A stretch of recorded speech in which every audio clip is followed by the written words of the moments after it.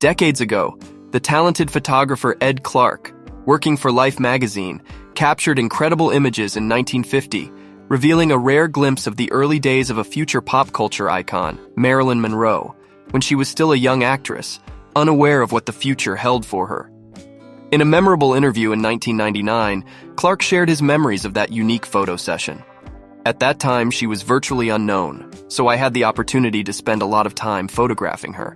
He described how they used to go to Griffith Park in Los Angeles, where Marilyn would read poetry while he captured her beauty and authenticity through the camera lens. However, when he sent the film rolls to Life magazine in New York, he received a surprising response. Who the hell is Marilyn Monroe? Although Marilyn Monroe had already signed a contract with 20th Century Fox in August 1946, her career had not taken off yet, and after the end of her second 6-month contract, she was let go by the studio. But Marilyn didn't let that hold her back. After her contract with Columbia expired, she returned to modeling and embraced opportunities such as doing a commercial for Pabst Beer and posing for artistic nude photos by Tom Kelly for John Baumgarth's calendars, using the name Mona Monroe. Before achieving fame, Marilyn Monroe had already posed semi-nude or in swimsuits for other artists, such as Earl Moran, and she was comfortable with nudity.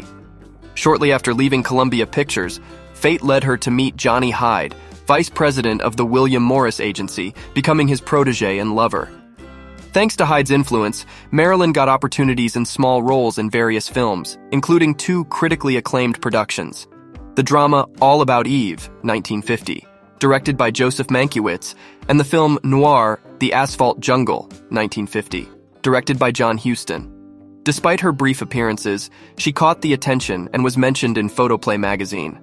Biographer Donald Spoto highlights that these films marked a significant transition from model to serious actress in her career.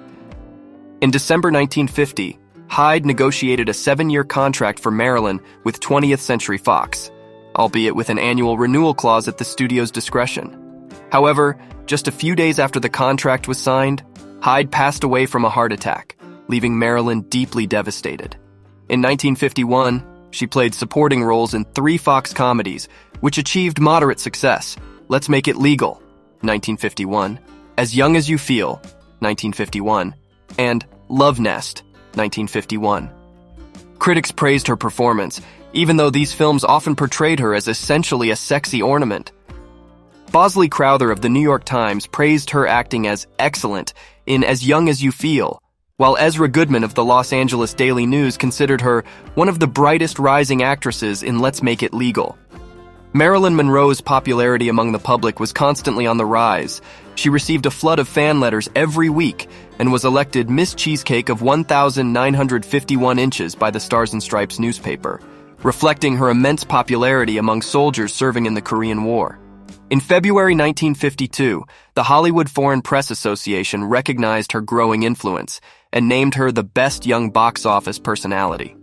As she achieved success in her career, Monroe's love life also became a subject of public interest. She had brief relationships with some figures in the entertainment industry, including director Elia Kazan, as well as romantic involvements with other men, such as directors Nicholas Ray and actors Yul Brynner and Peter Lawford.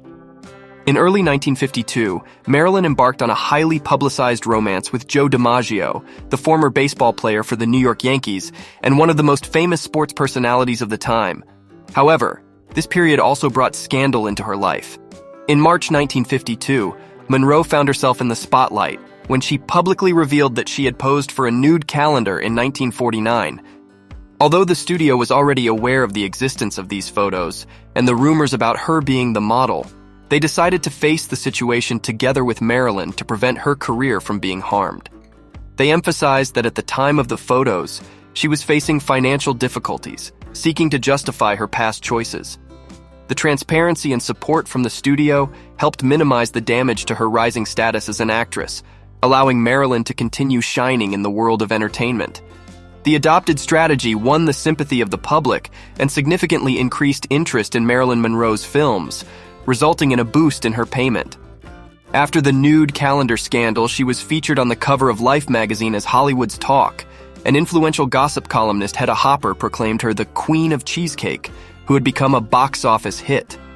Taking advantage of her newfound prominence, 3 of Monroe's films, Clash by Night, 1952, Don't Bother to Knock, 1952, and We're Not Married, 1952, were quickly released to capitalize on the public's interest.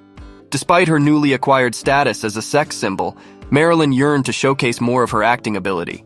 For this reason, she began taking lessons with the renowned actor Michael Chekhov, and experienced mime Lot Goslar soon after signing her contract with Fox.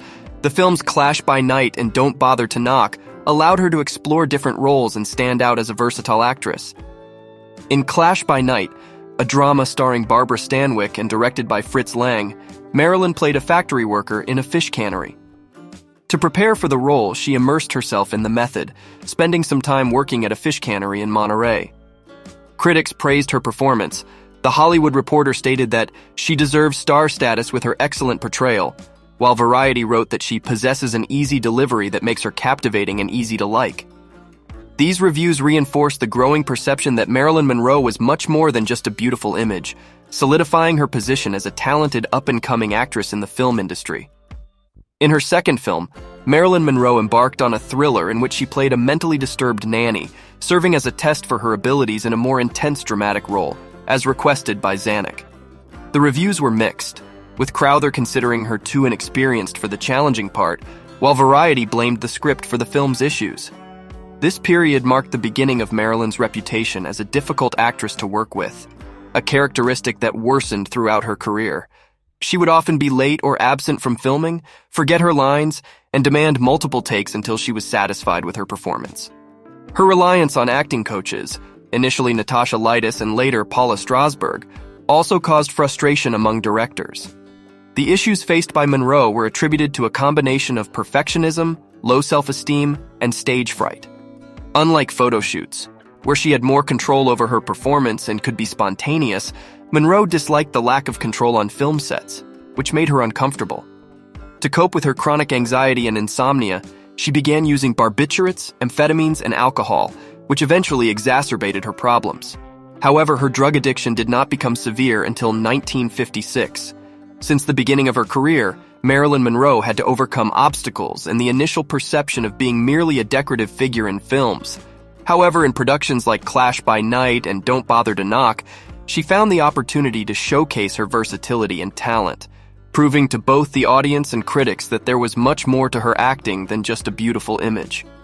Marilyn Monroe's meteoric journey to stardom was not without controversies and personal challenges. Scandals and tumultuous relationships were part of her public life, while her internal struggles and substance dependence reflected the personal challenges she faced. The images of Marilyn Monroe transport us to a fascinating era, while also reminding us that even in the early stages of a career, an individual's potential can shine brightly. They invite us to reflect on the dreams, challenges, and humanity behind the icons that shaped history and popular culture. Marilyn's legacy continues to inspire and captivate people around the world, reinforcing her position as one of the greatest and most influential stars in the history of cinema.